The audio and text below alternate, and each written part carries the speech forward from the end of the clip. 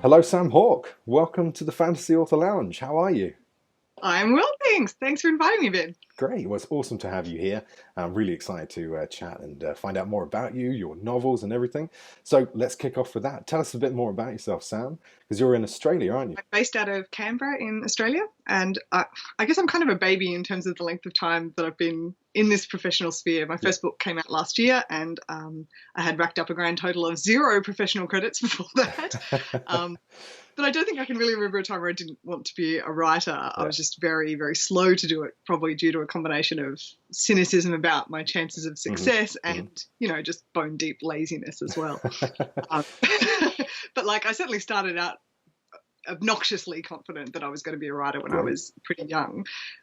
So I have strong memories of in my year 1 class announcing with, to my poor long-suffering year 1 teacher that that I would be an author and that I would acknowledge her in the credits of my first book. That's awesome. I used to assemble these little miniature books which were made up of a whole bunch of sheets of paper stapled together, and I would write elaborate chapter titles and the first sentence of each one. I was very into Enid Blyton at the time, so the chapters were always really dramatic things like, a nasty shock for the children.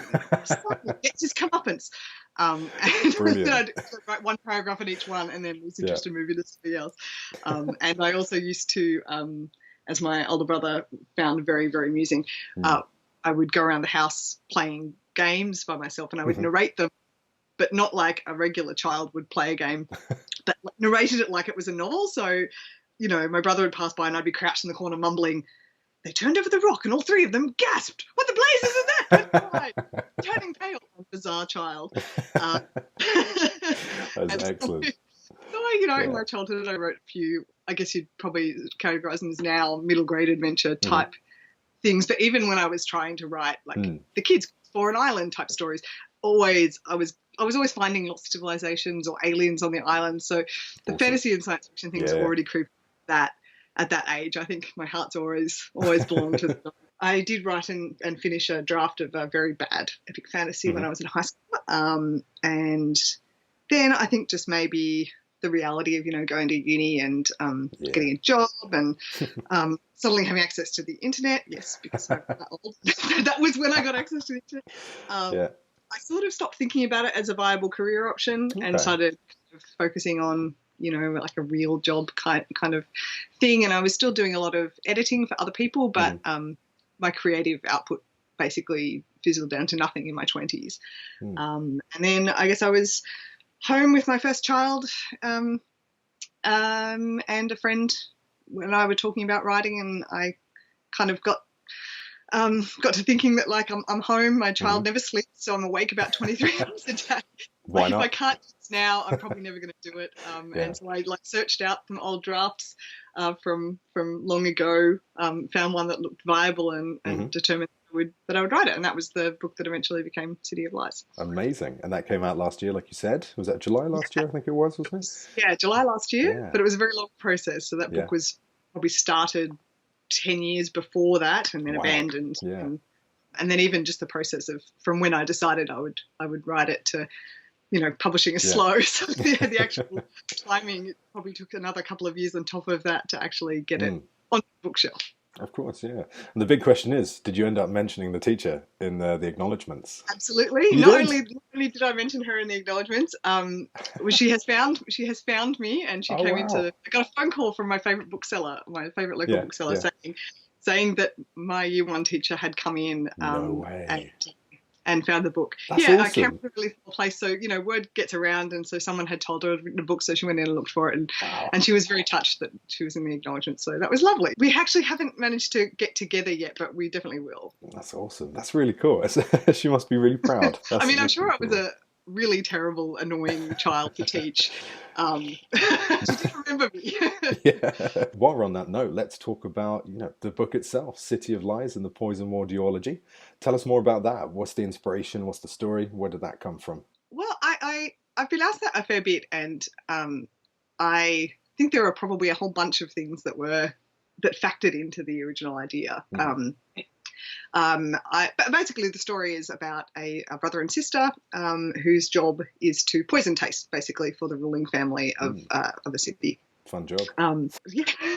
So the story kind of kicks off with their uncle, who is the current poison taster for the current chancellor of the city. He and the chancellor are both killed by a poison that got past him, basically. Ooh. So a new poison they weren't aware of. So my two main characters, Jovan and his sister Kalina, are suddenly kind of left in charge of protecting the new chancellor, who is their childhood friend. And then almost immediately the city falls under siege by seemingly its own people, and basically a rebellion of the people in the land. So they're basically in a lot of shit immediately, trapped in a besieged city, no idea why the town, the city is under siege. And as they progress, they sort of start to find out, the reasons why, and basically all of the kind of reasons why the city wasn't quite what they thought it was, and their uncles weren't quite who they thought they were. All the while they're trying to protect their friend and stop everybody dying. Always good. Yeah. I'm not very good at summarising plots in a pithy way. But, it's lots of, poison and intrigue and politics and a little bit of old magic returning to the world, kind of. So I kind of wrote the story as a combination of my two great loves, being epic fantasy and closure and mysteries. I was wondering if you were going to say poison. Yeah, two great loves, poison. I used to read obsessively, kind of 1950s spy novels. Okay, yeah. And so I have a real love for kind of like the Alistair MacLean model of. He just wrote so many great stories that I read in my formative years, which were effectively closure mysteries. You don't know who to trust, and slowly eliminating suspects. And I wanted to kind of explore that in a fantasy setting. I mean, I have a pretty strong belief that fantasy is a setting rather than a genre, really, in the sense that you can have fantasy stories can be adventure stories, they can be mysteries, they can be romances, they can be literary, they can be anything, basically. Yeah. And so, sticking my characters in trying to find a poisoner while they're stuck in a effectively room besieged city was kind of what I wanted to explore, that kind of ratcheting of slow build tension that comes when you kind of don't know who to trust and don't know whether the information you have is right or not. Yeah, and then you find out it's the butler. Spoilers, yeah. Cut that bit out, Ben. I will do. We mentioned this earlier, but I've got to say again, I love that coffee mug. I really do. These are my coffee mugs. We have these. This is probably the 5th generation of these cups because my husband and I love them. But we break them quite often. So every time we get down to the last couple, we have to buy another box of them. They're beautiful insulated mugs. They're great. Yeah. So let's dig into what your day looks like as an author, because you've got an amazing looking writing cave, or at least reading cave, behind you. And obviously you've mentioned, having kids to manage. I know you've got dogs as well. So what does your day look like as an author? How do you get the words in? Well, I'm not a full-time author, so I have a very mixed schedule depending on what day of the week it is, and also how, what I've got due and what's on the plate. But I work my day job 3 days a week, and I have primary school age children. So today and one other day of the week are my days without as many competing demands on my time. So these are the days I can get the most done. So on my writing days, I can get up in a normal hour and take the kids to school, and then settle down and have a block of time where I can actually get writing work done and all of the peripheral things that go along with writing. All the author admin. But on my non-writing days, it's a lot less glamorous. So, I have to get up in the morning several hours before everybody else does. And now I know everyone's probably picturing you're in Australia and you're picturing it being lovely and balmy and warm. A little bit. I promise you, it has very distinct winter, and it is in the negative temperatures when you get up.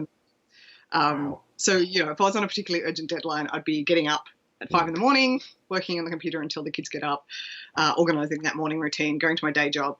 At lunchtime at my day job, going down to we have a little library area downstairs building, and working for an hour then, going back to work, coming home, putting the kids to bed, and starting all over again, basically. Full schedule. Yeah. It's not an ideal way to operate if no other reason than you're staring at a screen all day, which probably isn't super healthy. Yeah. but that's what we have to do. My writing days are beautiful, like luxurious days, and I'm still very my kids have been at school now this is the second year, so I've kind of settled into this routine of actually having time to devote to writing without feeling like it's being wedged in between other things, which is really nice. What drives you? Is it the love of writing and language? Is it the world itself? Is it an escape? What is it for you, Sam? Look, I mean, I don't really know how to answer that question. I mean, the simplest answer is obviously that I like it, although that isn't true all of the time. True, the actual process. I always enjoy having written, but the actual process of sitting down and doing the work, varies significantly depending on how it's going. Yeah. And it's certainly not money or fame or, the awkward conversations with colleagues at my day job about my writing. I think just humans are compelled to tell stories. It's part of our makeup, and some of us are just more strongly compelled than others to kind of do this weird, dumb thing that we do.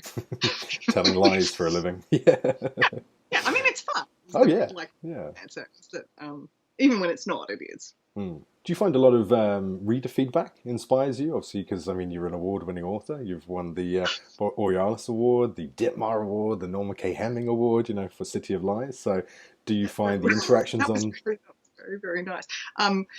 Sometimes yes and sometimes no. I'm quite good at ruining things for myself. So, as I'm sure you know as well, like even though the vast majority of feedback is generally really positive and people are lovely, like I'm very good at twisting things in my own head to spoil them, basically.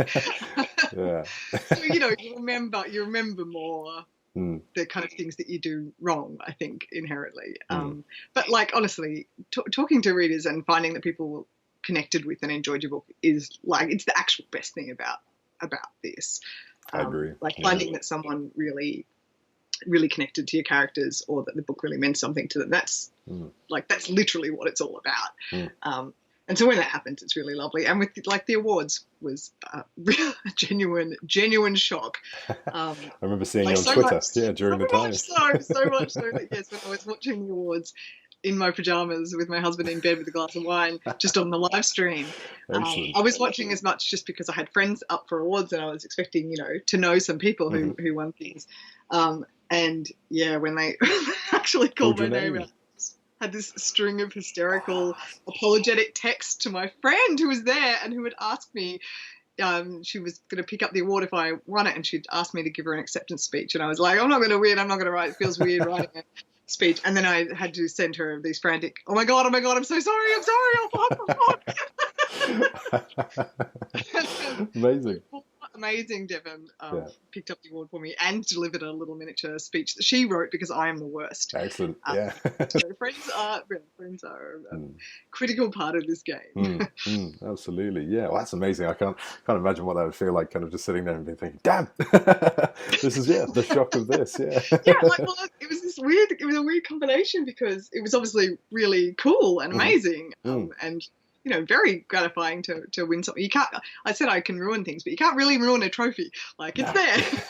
You can't be like, they probably just said that because they're being nice. So it's like, it's obviously a great feeling, but then at the same time, feeling like a complete idiot for, not being at the ceremony and not having prepared at all for the prospect of having won it. Well, I think that's kind of you approached it from a humble direction as well, didn't you? Thinking that you weren't going to win. Imagine if you turned out, in a full gown, ready, with a trophy case ready to be filled. I always feel like you're cursing it if you, expect anything. No, that's true. Yeah, I'm a big believer in jinxing things. So, in terms of writing, then let's go back to that. We've kind of mentioned a few, there are bad days, there are tough days, but there are also, the elation of reader feedback and having a good day of writing. Well, what, from your point of view, is the best and worst part of being an author? Well, best is probably what I said, the feeling when someone has actually read some dumb thing that you made up and put out into the world and that it's meant something to them. Yeah. That feeling is pretty amazing, and it doesn't really go away. I just really books have always been such an important part of my life, and such a, I grew up in a house that was just completely full of books at all times. Looks like it still is. It still is, yeah. I've got my glamorous stacks of books because I'm out of space. And so books have just always been such an important thing to me. So I still really feel amazing about there being a book with my name on it. And that just never really goes away, and hopefully will never go away.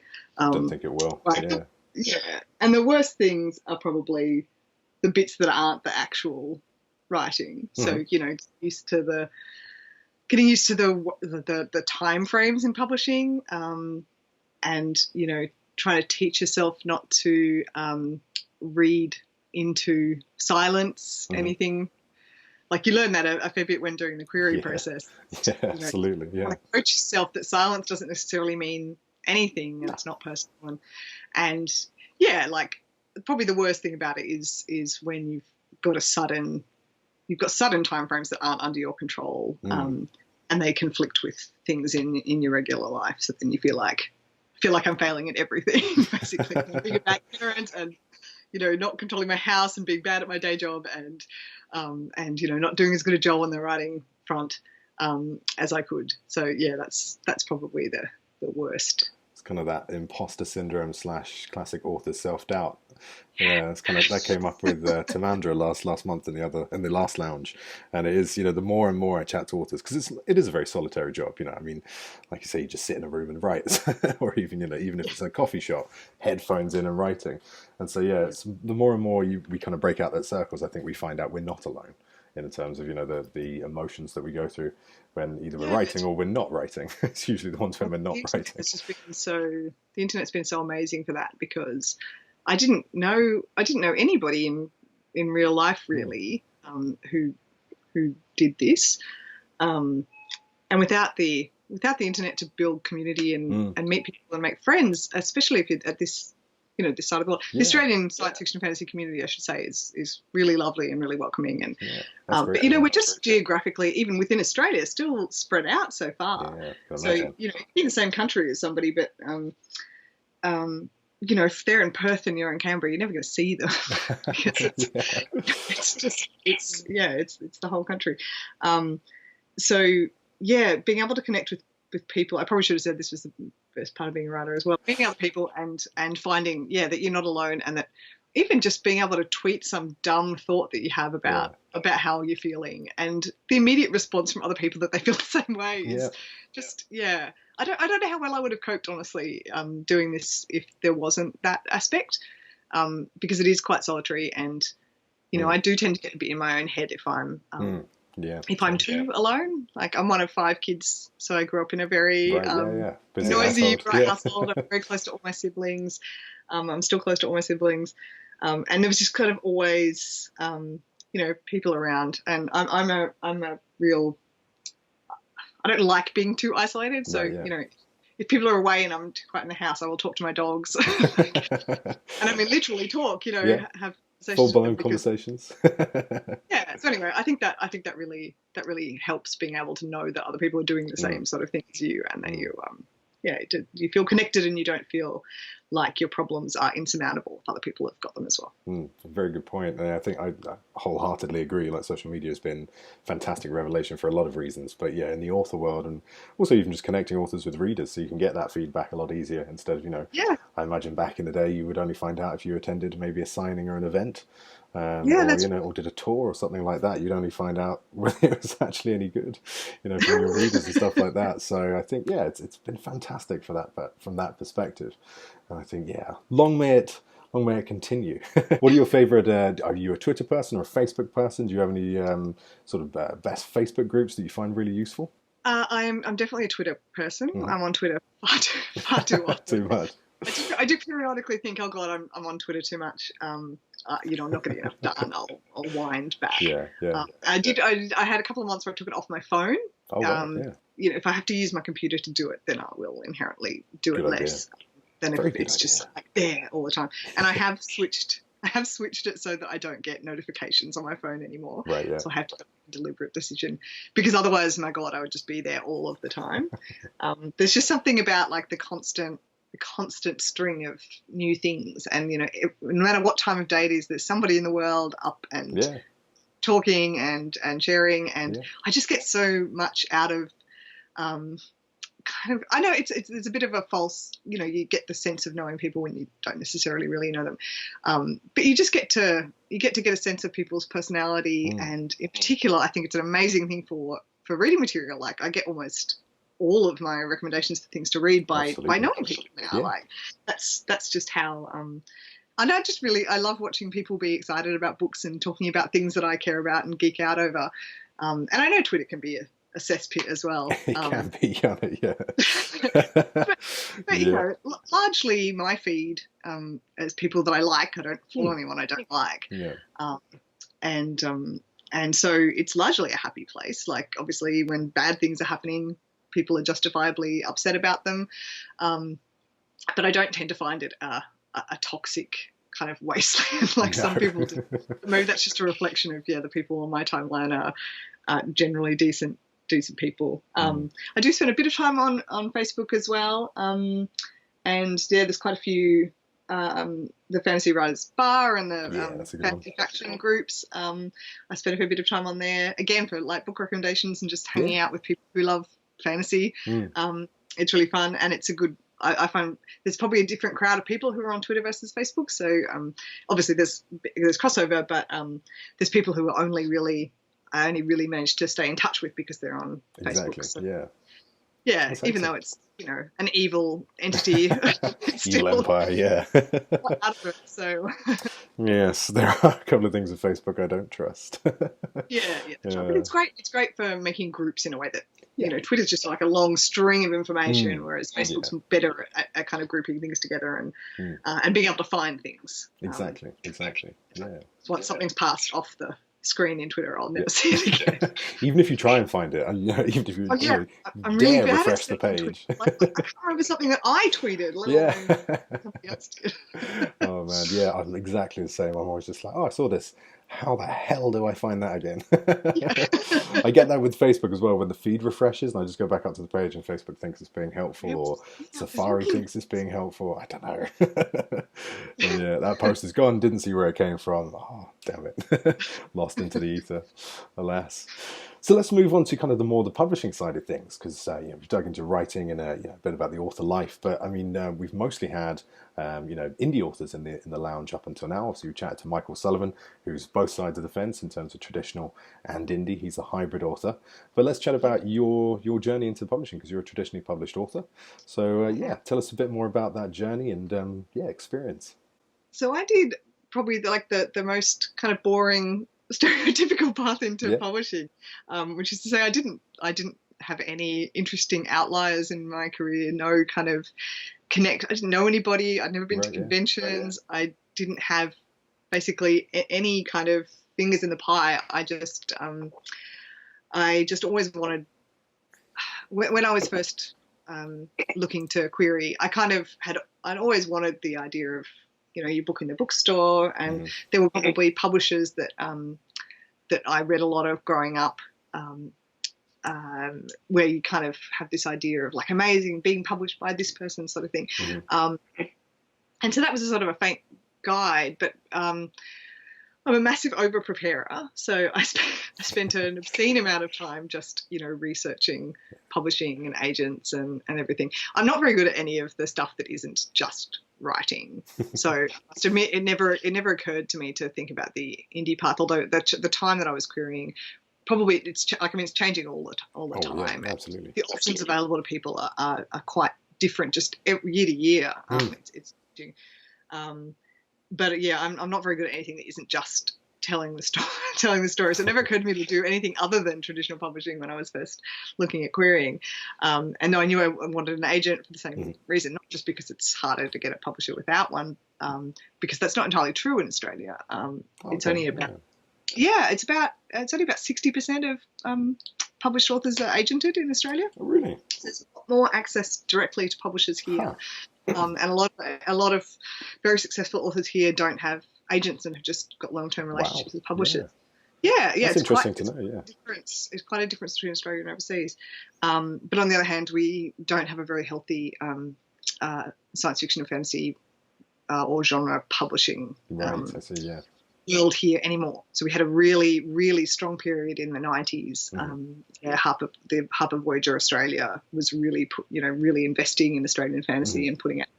And that was, that was my teenage years. And I was watching all these amazing authors come up. Yeah, sounds good. Good inspiration. Yeah, it was definitely. And but that kind of all folded. And I remember talking to an agent before I started querying. She was just at a seminar, and she basically told me, don't try to sell science fiction fantasy in Australia. Like you want to go overseas. She said it kills her, but the market's just not here for it now. And I think it was tied largely to the collapse of Borders and Angus and Robertson. Oh, right, yeah. People who were big buyers of books stopped being there, driving that. Anyway, so I knew I wanted to go overseas, and then I was going to need an agent. So I, did extensive research on querying and agents. And then, the whole thing was a bit of a boring, bog standard story. I queried a lot of agents. I got offers. I chose an agent. We did a lot of rewrites on the book. And then she queried it, and we got an offer. So this probably, I think I got my agent in 2015. Okay. Yeah. And then we spent time on rewrites and started subbing it in 2016 and got the US publishing deal in 2016, and then did more rewrites. And then the UK publishing deal came after the book was already kind of settled and done. That's cool. Yeah, that was quite a long process because the book didn't come out until 2018. So it was 2 years between actually getting the deal and the book coming out. Which it's a big difference, obviously, between Indian and traditional publishing. The time frames are less under your control and sometimes inexplicably out of with your expectations. That's always a fun thing when you get to announce the deal and you're like, oh, I'm going to get published, and then people are like, when's the book coming out? And say, in 20 months. That's it. Start counting down now. That's right. And when you're inherently kind of making an artistic product, it's always going to be subjective. So there's you can't just deliver a thing within a time frame to specifications because that's not really how art works. True. Would you ever see yourself self-publishing in the future, or is it just not your bag, not for you? I don't know. I mean, I'm a bit useless at all the stuff that goes around the writing. So I don't know that I'm competent enough to ever attempt self-publishing. Right. But you never know. You never know. That's again the great thing about this. Like you said, it's changing every year. Constant new tools and new services, new offerings. What exactly publishing will look like in 5 or 10 years' time. It's just too hard to say, I think. Any guesses, any wild kind of predictions? I always find it interesting seeing what people see coming. I think we might see more in the kind of direct to audio arena. Because I think Audible is directly acquiring books now. Which is quite interesting. And obviously audiobooks has been a huge new area that people are selling a lot of books in. And even I must admit, I switched to using audiobooks about halfway through last year, and that's how I've consumed the majority of my fiction since then. Wow. Just because I don't feel like listening to an audiobook can be done at times where there's no alternative to be writing. Right, I often feel like I've got so much on my plate, and if I've got time to read, I probably have time to be writing. So you always have this kind of guilt thing. I've got so many books to read and so many great books I want to read, and books for friends and books by authors I really love and I'm excited about, but finding the time to actually balance it with the other things you have to do can be quite tricky. Whereas audiobooks, I can listen to audiobooks on my way to work, and I can listen to audiobooks when I'm doing the dishes or walking the dogs, and so it's a real, and I think that's true for a lot of people. You've got so many demands on your time, and anything you can do that multitasks is going to be appealing. So there's probably going to be a lot in that area, and I do wonder also whether there's going to be more in the realm of kind of web serial type material, like short release stories, in a sort of similar way to how TV is really where a lot of storytelling is happening now, and in that serialized sort of format. So I do wonder whether we'll see kind of exploration of authors putting out stories bit by bit over time in a more sort of direct to reader way. But I don't know. Interesting. Roll them dice. Yeah. No, I think that's amazing. Yeah, I think it's really interesting because I mean, serialized fiction was huge back in the 1800s. I mean, that's how I was going to say Charles Darwin, but it's not Charles Darwin. Charles Dickens. So, kind of different. To see what fiction Darwin was writing. Yeah, that would be interesting, actually. Yeah, I don't know, some sort of evolution-based fantasy. Science, right? Exactly. He could do that. I think it'd be interesting to see the industry kind of starting from that way back in the birth of publishing and then come right back to 150, 200 years later. I'd be excited about that. I mean, we've got so many abilities. I mean, Patreon is a great place to do that. Monthly content, paid per creation, that sort of thing. That's a growing platform at the moment. So I think you're onto something there, Sam. I think I'm going to put in my bets now. That's it. Cool stuff. So let's move on to, we'll move away from publishing and writing and just find out a bit more about you, because I understand you're a black belt in Jujitsu. Is that correct? Jiu-jitsu, yeah. Awesome. So that's really hardcore. I've always been into martial arts. Yeah. That was the I wasn't that good at any kind of team sports growing up. I was only good at weird things.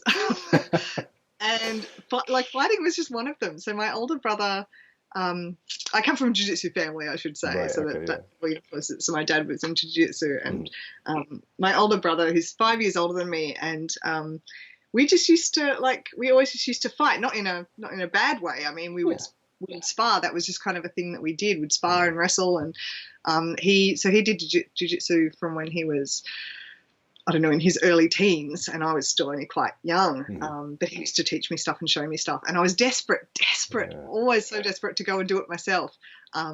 But I was so little, and I come from a family of really tall people, and I'm the shrimp of the family. So my older brother and sister would go to this jiu-jitsu club, the same one that my dad had gone to when he was younger, and they were big enough to go to the kind of seniors group, but I was so small I would have to have gone to the juniors class, and my dad didn't want to have to drive me to the juniors class and then go and pick them up and take them to the seniors class. So he basically said, you can do this when you're tall enough to go into seniors. And then I just never got tall. They kept waiting for a growth spurt that never happened. So eventually, I continued to spar with my brother and learn fighting from him, and we just used to, we just had a kind of a pattern of, he would, when he came home in the evening, we would have a fight or a wrestle, and then we would watch Jackie Chan movies for a few hours. Wow, it was just a thing that my brother and I did. And by the time I was kind of in my mid-teens, I lost patience with my dad ever letting me actually do jiu-jitsu. So I was like, well, fine, I'm just going to join a karate club because I can get there myself and it's local. So I did karate for a few years, and I actually met my husband at that karate club. Oh, great. Yeah. Your husband. So we beat the crap out of each other and fell in love. As you do. It's so romantic. I love it. By that stage, I was old enough to do what I wanted. So I lured him over to the jiu-jitsu club that I'd always wanted to do, and we just really loved it. So we stuck with it, and we trained for our black belts together, and now we teach a club of our own together. Oh, cool. Our kids are in the juniors class, which is fun. So we've got two little fighters. That's awesome. Do they spar around the house now and beat the crap out of each other? They're actually extremely gentle, sweet little boys, and they just really love judo and jiu-jitsu.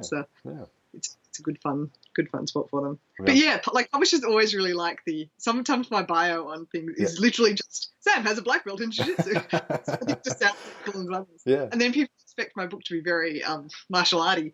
I was going to say about that. Yeah, I mean, I expect either the fight scenes to be perfect and choreographed like a John Wick movie or something. I put a lot of effort into my fight scenes, but just to make things difficult for myself, I made my book focus on two point of view characters who aren't fighters. Right. Yeah.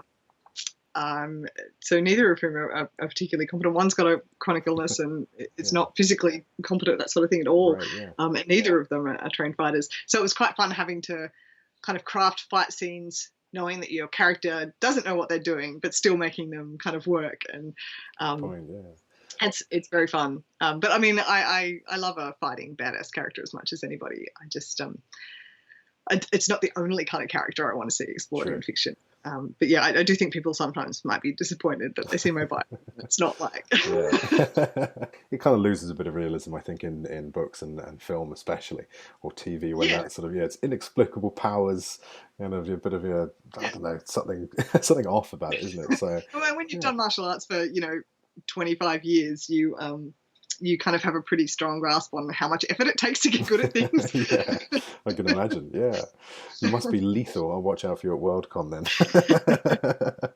That's awesome.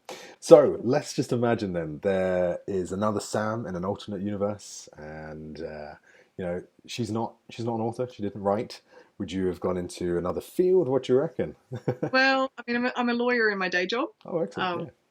So I think that's probably, if I didn't have the creative side of things, I would probably just be more and doing more of that. Although having said that, I kind of became a lawyer by accident, so it's very, very hard to know. It's very hard to know. I don't know if it was my uncle or a teacher or someone told me I ought to be a barrister when I was like year 5 or something, and that was largely because I was loud and argumentative. Very clearly liked to talk, and liked to get into issues. And so that was kind of put in my head as okay, I'll be a lawyer. And I went to law school, but by the time I got to law school, I'd already kind of determined that actually I didn't want to be a lawyer. Right. But it just still seemed like a sensible degree to have. Of course, Like a in terms of getting jobs, I studied commerce and law, and that just felt like a sensible way to have an easy path into a career. So I think it didn't occur to me, I didn't want to do court work or adversarial stuff at all, because despite being a very argumentative teenager, I didn't end up being an argumentative adult. I don't really actually like confrontation and like the idea of kind of the kind of work that you do in what people think about as the law wasn't really anything that appealed to me. So I was going to be, I applied for the accounting firms. I was going to be a tax accountant. Right. And I'd even, in fact, accepted a job as a tax accountant.